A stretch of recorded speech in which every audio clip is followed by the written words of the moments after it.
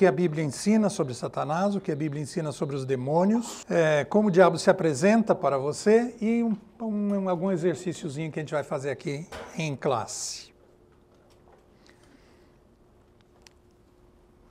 Esse texto aqui, de onde vem esse versículo, hein, gente? Se você conhece o inimigo e conhece a si mesmo, não precisa temer o resultado de 100 batalhas. Se você se conhece, mas não conhece o inimigo, para cada vitória ganha, sofrerá também uma derrota. Se você não conhece nem o inimigo nem a si mesmo, perderá cada batalha. Esse versículo veio aqui de A Arte da Guerra, do Sun Tzu.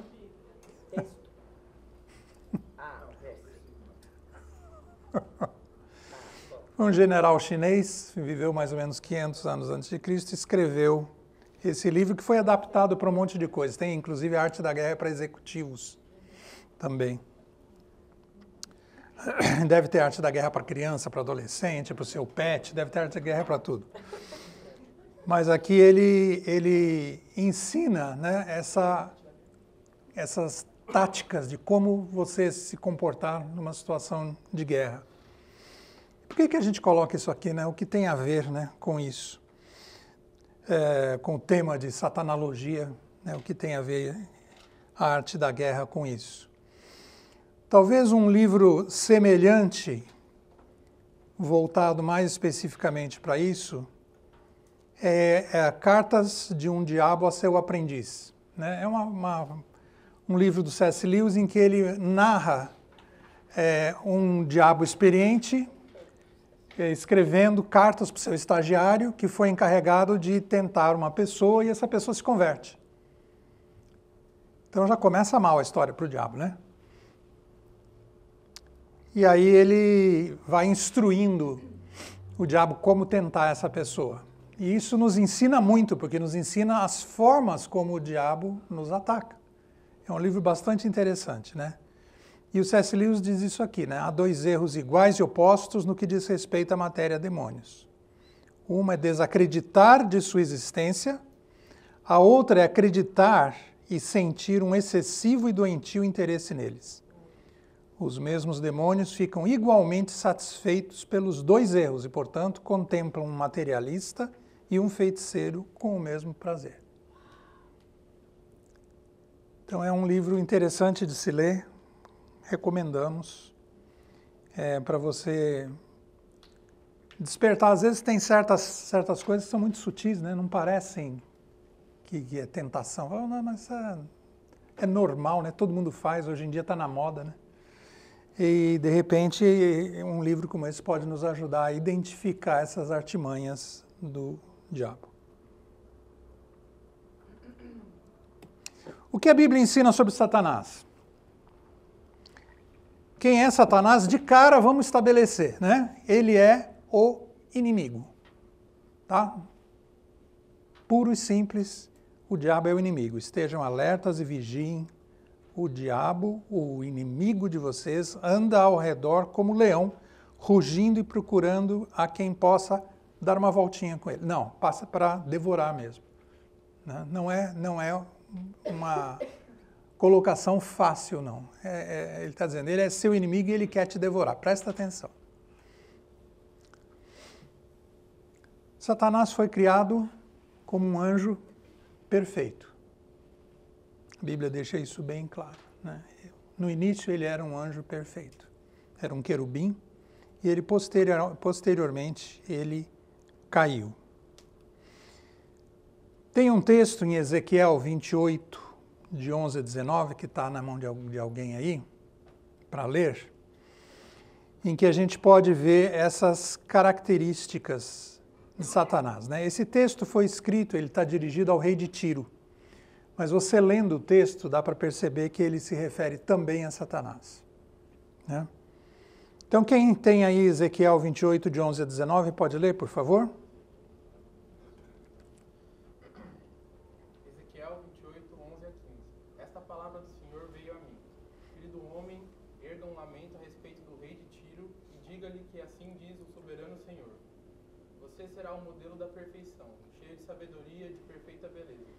Você estava no Éden, no jardim do Deus. Todas as pedras preciosas o enfeitavam: cornalina, topázio e quartzo, crisólito, ônix e jaspe, safira, turquesa e berilo. Os seus tamborins e guarnições eram feitos de ouro. Tudo foi preparado no dia em que você foi criado. Você foi ungido como um querubim guardião, pois para isso eu o designei. Você estava no Monte Santo de Deus e caminhava entre as pedras fulgurantes. Você era inculpável nos seus caminhos desde o dia em que foi criado até que se achou maldade em você. Tá. Então, o que a gente aprende desse texto, né? Versículo 12 diz que ele possuía beleza e sabedoria incomparáveis. Tá? Ele era o único entre os seus pares, né? Entre os outros querubins.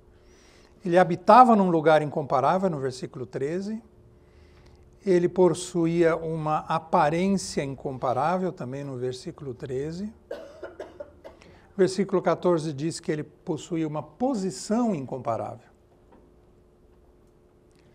E que ele foi criado perfeito por Deus na primeira parte do versículo 15.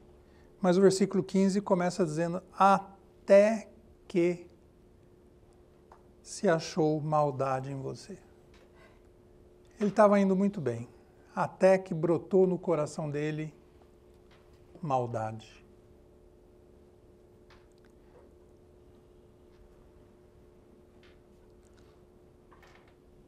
E tem esse texto, então, do Ryrie, né?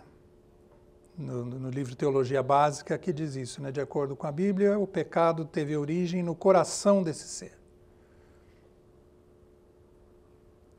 no qual tamanha magnificência de poder e de beleza foram combinados para quem enorme autoridade e privilégio foram concedidos. Brotou no coração dele a maldade. Essa é uma característica do pecado de Satanás. Aquilo originou-se nele próprio, né? Que foi diferente do que aconteceu com Adão e Eva, né? Que eles receberam uma influência externa para pecar. Do diabo não, aquilo brotou espontaneamente quando ele se viu tão lindo, tão imponente, tão importante, tão poderoso. Aquilo falou assim: não, eu sou demais. Alguém tem Isaías 14, 12 a 17 por aí, né? Aqui é a descrição do pecado de Satanás. Isaías 14, 12 a 14. Como você caiu dos céus, ó estrela da manhã, filho da alvorada. Como foi atirado à terra, você que derrubava as nações. Você que diz no seu coração: subirei aos céus, erguerei o meu trono acima das estrelas de Deus. Eu me assentarei no monte da Assembleia, no ponto mais elevado do Monte Santo. Subirei acima das mais altas nuvens, serei como o Altíssimo. Olha a escalada, né, da arrogância dele, né? Subirei aos céus, eu quero ser igual a Deus. Erguerei meu trono acima das estrelas, eu quero governar tudo. Me assentarei no monte da Assembleia, no ponto mais elevado, eu quero governar o universo. Subirei mais alto que as nuvens, que as altas nuvens. Ele queria usurpar a glória de Deus e por fim ele falou assim: eu quero na verdade ser como Deus mesmo. Esse é o objetivo final, é esse mesmo. E esse pecado, né, por Paulo, é chamado de arrogância, vaidade ou soberba. Então eu separei aqui um trechinho de um filme que todos nós já devemos ter assistido, imagina, o Advogado do Diabo. Nesse filme o Keanu Reeves é um advogado defendendo uma causa de um assassino e o Al Pacino faz o papel do próprio diabo, né? E eu separei essa cenazinha aqui para a gente ver. Tá meio escurinho na tela, mas vamos ver assim mesmo.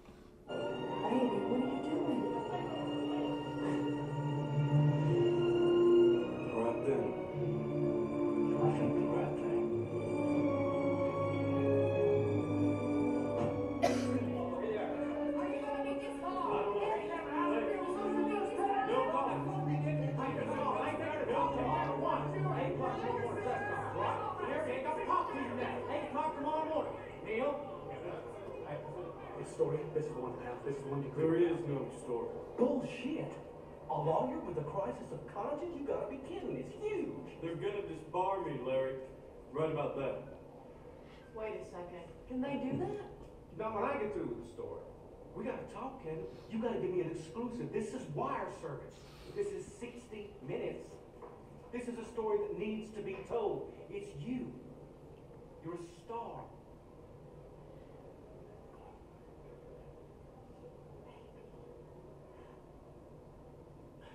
Call me in the morning. You got it. First thing.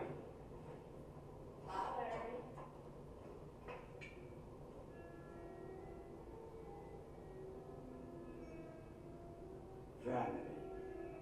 Definitely my favorite sin.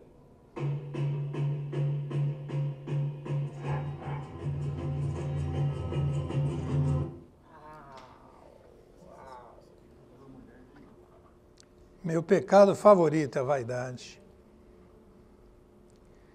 O pecado de Satanás foi um pecado único, né? Nesse sentido. Muitas vezes acontece com a gente também. Às vezes o nosso pecado não fica circunscrito simplesmente a nós mesmos, né? Às vezes isso extrapola, transborda e atinge outras pessoas. O pecado de Satanás atingiu os outros anjos todos, porque houve a divisão entre os anjos, os pró e os contra. Atingiu todos os homens, porque hoje nós somos pecadores graças a esse início de história aqui. Atingiu o mundo todo, atingiu as nações, né? A gente vê em Apocalipse, a gente vê Satanás tentando enganar as nações, enganando as nações e levando-os à guerra.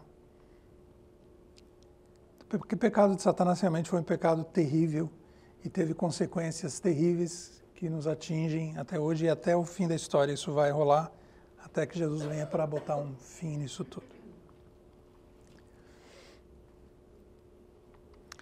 Alguém tem Ezequiel 28, de 16 a 19?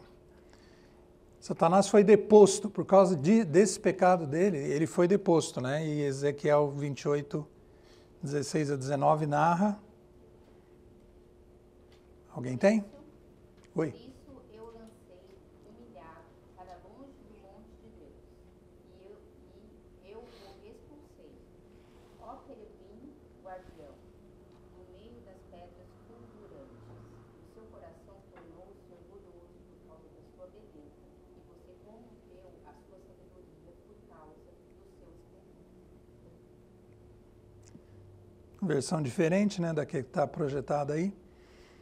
Mas é isso mesmo, ele foi deposto porque o coração dele se encheu de orgulho por causa de sua beleza e a sua sabedoria se corrompeu por causa do seu esplendor. E assim começou essa história, né? Com a queda, o pecado horroroso e a expulsão de Satanás do posto dele. E o que ele faz então? Fala assim, legal, já que eu estou fora, vou fazer um estrago aqui legal também, né? Então, o que a gente vê no passado? Vamos ver alguns textos aqui, esses que estão em vermelho, nós vamos ler, não dá tempo de ler tudo, né? No passado, ele deu origem ao pecado. No presente, ele atua entre crentes e incrédulos, de forma igual, digamos assim, e algumas coisas que são exclusivas, atuações exclusivas para os incrédulos e algumas que ele faz para os crentes. Então, o que ele faz? Ele oprime os homens, ele causa morte, ele tenta os homens, ele ilude os homens e ele inspira ideais iníquos. 1 Tessalonicenses 3, 5. Quem tem? Por essa razão, não suportando mais, enviei Timóteo para saber a respeito da fé de vocês, a fim de que o tentador não os tentasse e tornasse inútil o nosso trabalho. O papel dele é tentar, né? O que mais? 2 Timóteo 2,20.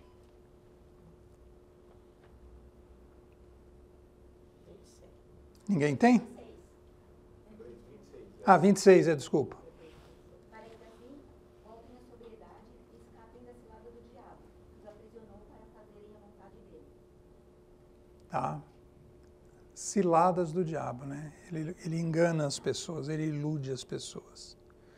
Em relação aos incrédulos, tem algumas coisas específicas que ele faz, né? Uma delas é tomar posse das pessoas. Caso de possessão, realmente, acontece com incrédulos. Cega o entendimento, dissipa a verdade do Evangelho, produz ministros do pecado. Vamos ver 2 Coríntios 4:4. Como ele cega o entendimento das pessoas. O Deus desta era cegou o entendimento dos descrentes, para que não vejam a luz do Evangelho da glória de Cristo, que é a imagem de Deus. Já aconteceu de você falar do Evangelho com uma pessoa e parece que está conversando com uma porta? Aquilo não entra de jeito nenhum, a pessoa não entende, não compreende. É exatamente isso, o entendimento dela está fechado.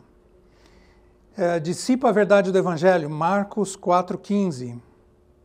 Algumas pessoas são como a semente à beira do caminho, onde a palavra é semeada. Assim que a ouvem, logo vem Satanás e retira a palavra nela semeada. Isso nós ouvimos do púlpito recentemente, né? Parábola dos solos, certo, reverendo? O diabo vai lá e tira a sementinha que foi plantada. Ele fala, não é bem assim. Não se preocupa, não. O que mais? Com os crentes, eles se opõem aos servos de Deus. 1 Tessalonicenses 2,18. Quisemos visitá-los. Eu mesmo, Paulo, o quis. Não apenas uma vez, mas duas. Satanás, porém, nos impediu. Às vezes os crentes fazem certos planos, como o caso de Paulo, que planejou fazer uma visita nas viagens que ele fazia, passar por um determinado lugar, mas ele disse, Satanás impediu esse meu plano. E ele acusa os crentes diante de Deus, né? Apocalipse 12, 9 e 10. Então, o grande dragão foi lançado fora.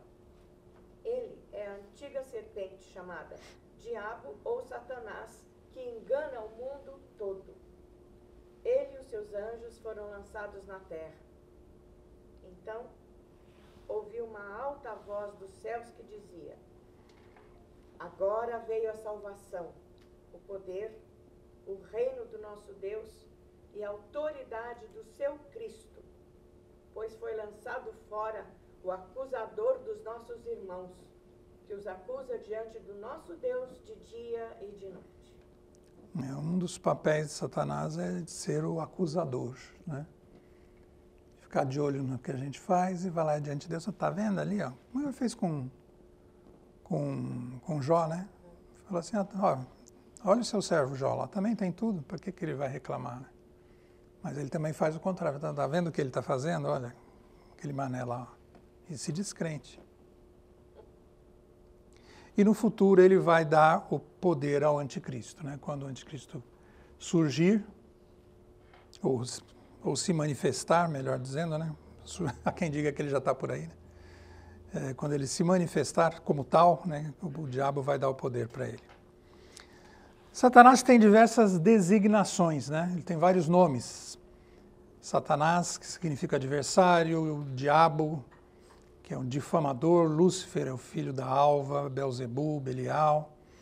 E tem representações, a Yara leu nesse texto agora há pouco, falando de serpente, dragão, né? E às vezes ele se apresenta como um anjo de luz, né? E aí fica mais difícil de perceber, né?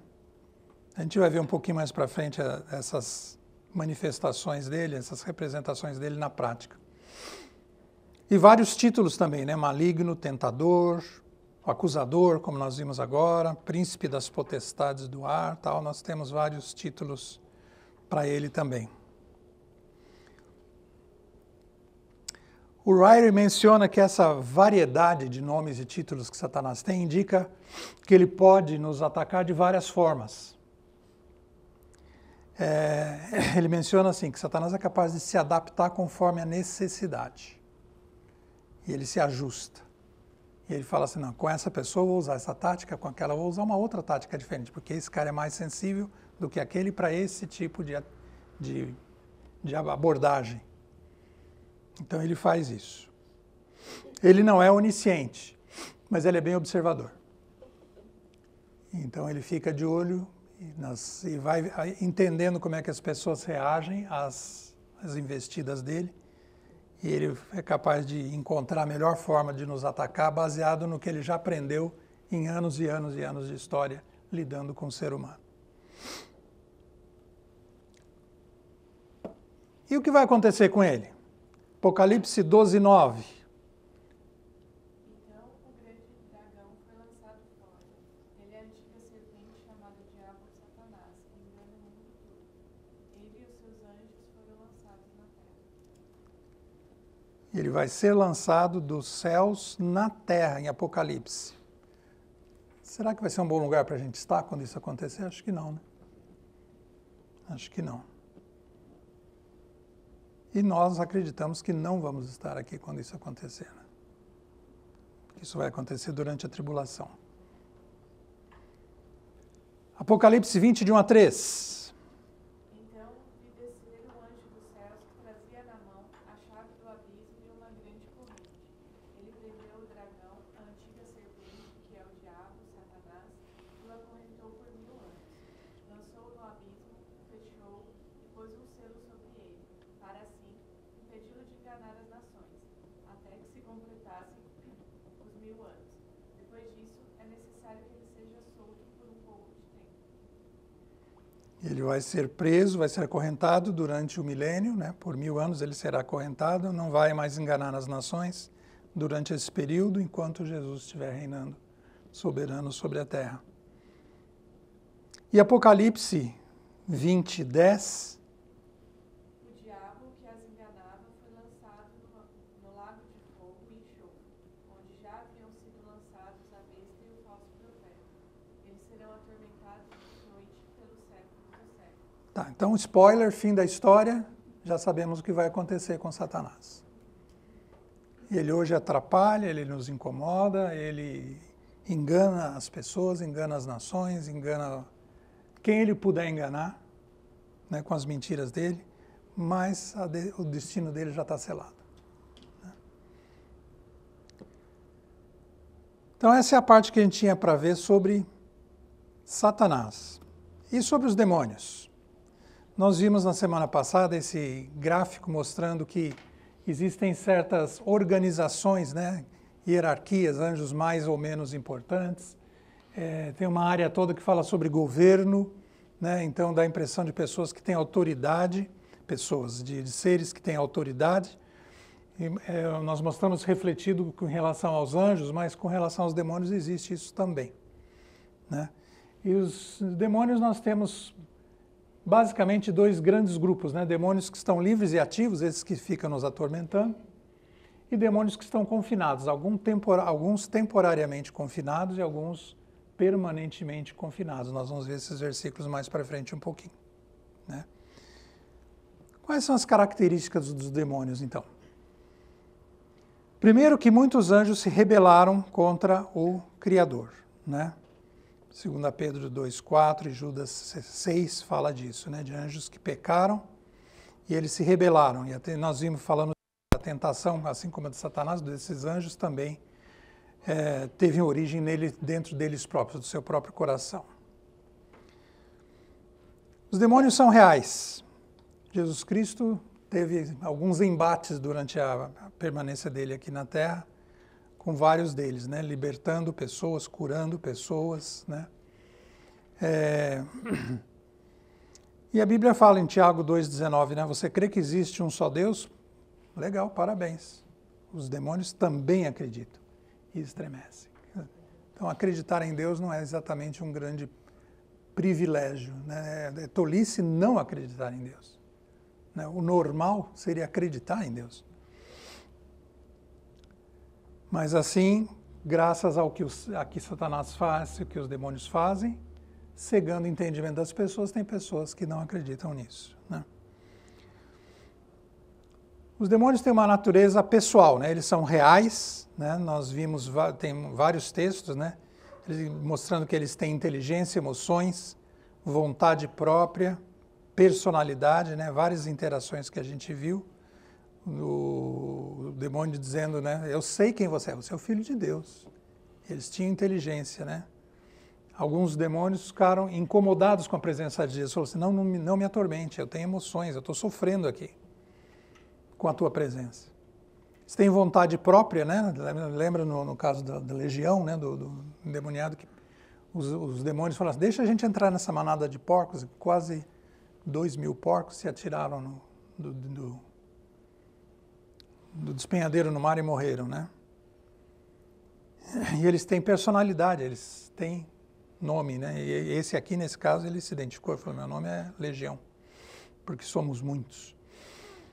São seres espirituais, isso é importante a gente ler. Efésios 6, 12. Pois a nossa luta não é contra o sangue e carne, mas contra os poderes e as autoridades, contra os dominadores deste mundo de trevas e contra as forças espirituais do mal nas regiões celestiais. A pessoa próxima de mim, ela não é o meu inimigo. O muçulmano não é o meu inimigo. Como se diz hoje, né, chique praticante de religiões de matriz africana. Ele não é o meu inimigo. Ele é uma pessoa que precisa de Jesus. O meu inimigo é espiritual. Esses aqui são os nossos inimigos. Nós não lutamos contra carne e sangue. A gente precisa estar atento a isso. Quando a gente viu os anjos, nós vimos que os anjos tinham uma natureza moral, eles haviam sido criados santos, né? Já com os demônios, eles têm uma natureza imoral. Eles são espíritos imundos e o objetivo deles é se opor a tudo que for da vontade de Deus. E é isso que eles fazem. É isso que eles fazem no mundo. Mateus 10, 1, né, diz assim que Jesus deu autoridade aos discípulos para expulsar os espíritos imundos. É assim que eles são classificados, de espíritos imundos, né, são imorais. E o que os demônios fazem em relação a Satanás? Em relação a Satanás, eles o servem, né? Ele é o chefão dessa estrutura toda, essa organização espiritual maligna. Satanás é o chefe disso tudo. Então, os demônios servem a Satanás. Em relação a Deus, eles se opõem aos planos de Deus. E, por princípio, eles se opõem aos planos de Deus. Se Deus quer fazer alguma coisa, eles querem desfazer, eles querem impedir. Mas esse texto de 1 Samuel é perturbador. Porque os demônios podem ser usados até para cumprir os planos de Deus. 1 Samuel 16, 14 diz assim, em contrapartida, o Espírito do Senhor se retirou de Saul, e um espírito maligno, vindo da parte do Senhor, o atormentava. Ele era atormentado por um espírito maligno, mas quem tinha mandado fazer isso tinha sido o próprio Senhor. Tudo está sujeito ao Senhor, tudo, tudo. E por algum motivo Deus queria perturbar a vida de Saul e usou um espírito maligno para isso. Em relação às nações, né, nós vimos na aula passada Daniel 10, 13, nós estávamos vendo essa história do lado de Miguel e Gabriel, né? Gabriel queria chegar para dar uma mensagem e os príncipes... O príncipe do reino da Pérsia resistiu durante 21 dias e ficou segurando, atravancando a vida de Gabriel. Aí veio Miguel para ajudá-lo, mas aqui a gente está vendo que existe, desse outro ponto de vista, certos seres malignos que estão responsáveis, digamos assim, por influenciar as nações. E aqui, nesse caso, esse príncipe do reino da Pérsia estava atrapalhando o que Gabriel queria fazer. O que nos leva a crer que os outros países, as outras nações também têm lá seus...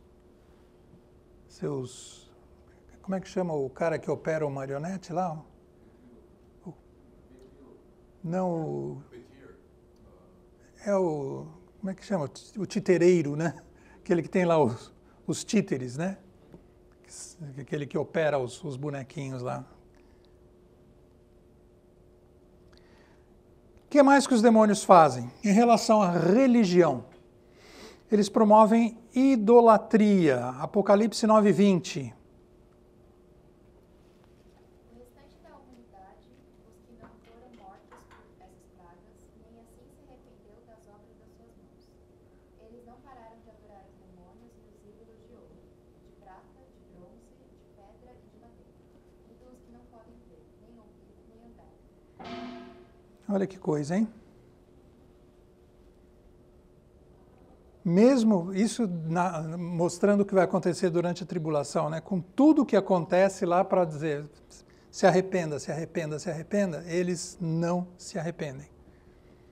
Eles continuam a adorar os demônios. E eles promovem a falsa religião, né? 1 Timóteo 4:1. O Espírito diz claramente que nos últimos tempos alguns abandonarão a fé e seguirão espíritos enganadores e doutrinas de demônios. Doutrinas de demônios, né? Aquelas sutilezas, normalmente sutilezas, às vezes nem tão sutis assim, mas tem gente que embarca.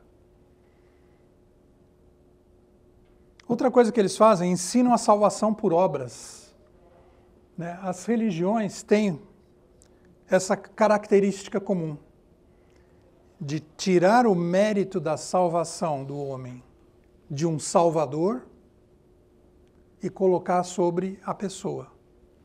Então, se você fizer bastante boas obras, se você cumprir todos os rituais, se você reencarnar bastante, várias vezes, você vai depurando e tal, vai chegar um momento que você vai merecer ir para o céu.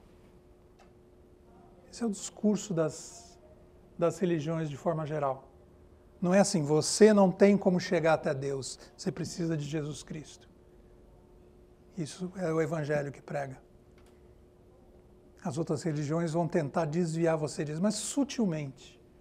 Ou como faziam os judaizantes, né? Não, Jesus é legal, mas olha, obedecer a lei também ajuda. No começo, né? Eles iam com essa lenga-lenga para cima das igrejas recém-formadas, tentando trazer o povo de volta ao judaísmo.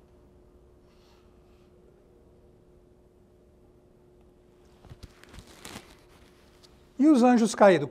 Os anjos caídos, qual é o futuro deles, né? 1 Pedro 2,4. 2 Pedro 2,4. Pois, se Deus não poupou os anjos que pecaram, mas lançou-os no inferno, prendendo-os em abismos tenebrosos a fim de serem reservados para o juízo. Nós vimos que tem alguns anjos que estão permanentemente confinados, só serão retirados de lá para serem julgados, né? É o que o texto de 2 Pedro aqui está descrevendo aqui. Anjos que pecaram, lançou-os num abismo tenebroso, onde eles ficaram presos até o momento do julgamento. Alguns vão guerrear contra Miguel, né? Apocalipse 12, 7-9. Houve então uma guerra nos céus. Miguel e seus anjos lutaram contra o dragão, e o dragão e seus anjos revidaram. Estes, porém, não foram suficientemente fortes e assim perderam seu lugar no céu. Então o grande dragão foi lançado fora. Ele é a antiga serpente chamada Diabo ou Satanás, que engana o mundo todo. Ele e os seus anjos foram lançados na terra. Que a gente já tinha visto um pouquinho atrás, né? Essa questão do pecado de Satanás causou divisão entre os anjos, né? E se você não gosta desses demônios que ficam atormentando você o tempo todo, 1 Coríntios 6,3 conta uma história interessante, né? Vocês não sabem que haveremos de julgar os anjos? Nós vamos julgar esses bichinhos? Um dia a gente vai ter nossa revanche. Eles serão julgados pelos crentes, né? E já mencionamos isso na aula passada também, né? Não há esperança de salvação para eles. Não há redenção possível para os anjos caídos. Só castigo. Agora vamos ver uma coisa aqui. Como é que o diabo se apresenta para a gente, hein? Para você. Como é que é para você? É assim que ele se apresenta?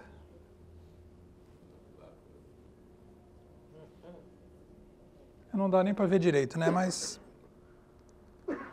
é um bicho feio, chifrudo, cheio de dentes, babão, tipo alien, assim? Você parece que ele é assim, que ele aparece para você, ou é mais assim? Aquele filme ali é interessante, chama-se Endiabrado. Aquele filme é bem interessante.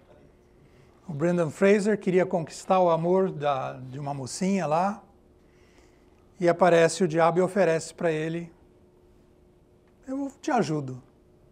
Mas cada vez que ele ajudava o pobre do homem, tinha uma pegadinha.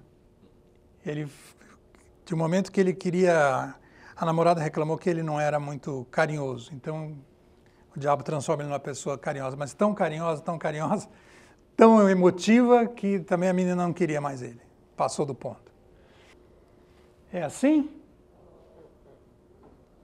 Ou é assim?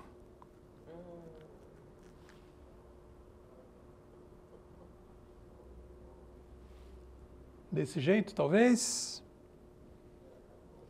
Ou é assim? Um apartamentão bacana de cobertura, joias, obras de arte. A próxima, por favor, contenham-se, gente.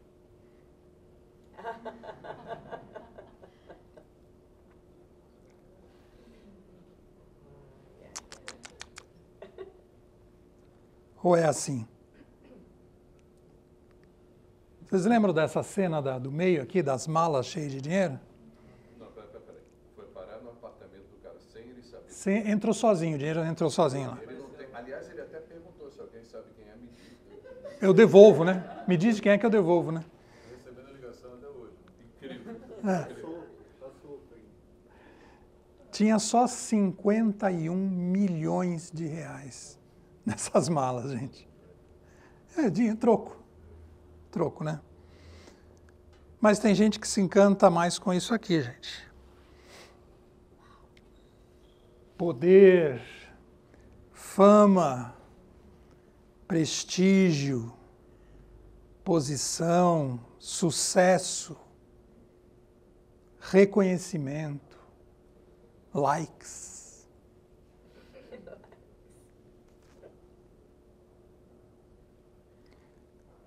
Interessante é que tudo isso que a gente viu aqui se resume nesse texto de 1 João, né?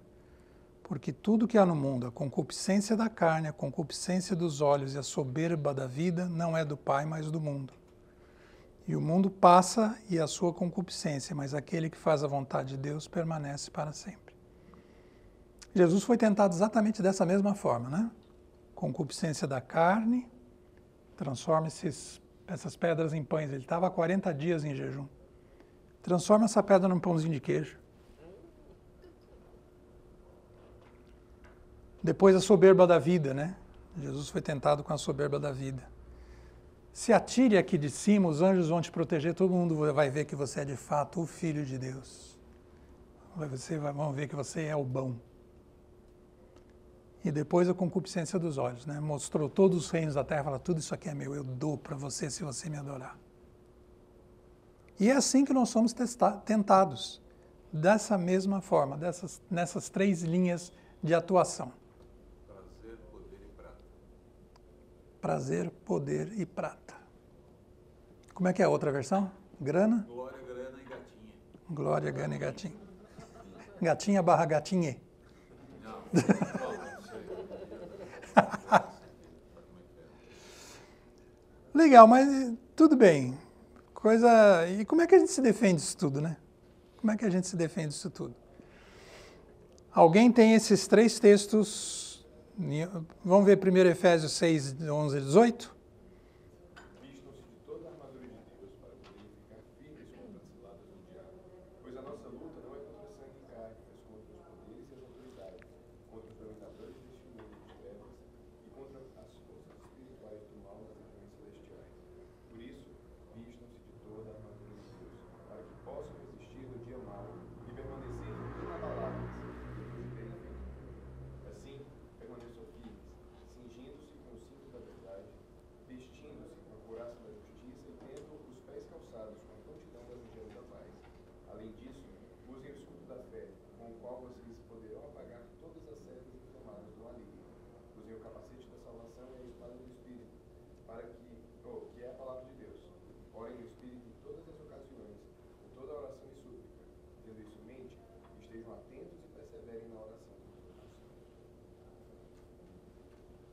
Essa é a primeira dica que a gente tem, né? Como é que a gente se defende disso tudo? Nos revestindo da armadura de Deus, que envolve, né, tem todos os instrumentos, capacete da salvação, o escudo da fé, a espada do Espírito e tal, tem todo o kit para você se preparar para enfrentar as investidas de Satanás. Efésios 4, 26 e 27. Quando ficarem irados, não pequem. Não permitam que o sol se ponha enquanto durar a ira de vocês. E não deem lugar ao diabo. Evite situações que você sabe que pode te levar a pecar. Evitar a situação. A Bíblia nos ensina a... Vamos ler o próximo texto primeiro. Tiago 4, 7. Portanto, submetam-se a Deus, resistindo ao diabo, e ele fugirá de vocês. Então, o que a Bíblia está dizendo aqui? Evite as situações que podem levar você a pecar. Resistam ao diabo e ele vai fugir de vocês. Só que às vezes a gente quer fazer o contrário, né? Eu me coloco numa situação de tentação e falo assim, vou resistir, vou resistir, vou resistir. Daí aparece o diabo, você foge. Mas não é assim. O que a Bíblia diz é, resista ao diabo e fuja da tentação. Então, mais algumas dicas que nós temos. 1 Timóteo 6,17. Ordene aos ricos deste mundo que não sejam arrogantes, nem ponham a esperança na incerteza da riqueza, mas em Deus, que de tudo nos provê generosamente para a nossa satisfação. 1 João 2,15. Não amem o mundo, nem o que nele há. Se alguém ama o mundo, o amor do Pai não está nele. Olha a diferença, né? Se você tem bens, se você foi abençoado materialmente, glória a Deus. Usufrua, mas não dependa disso.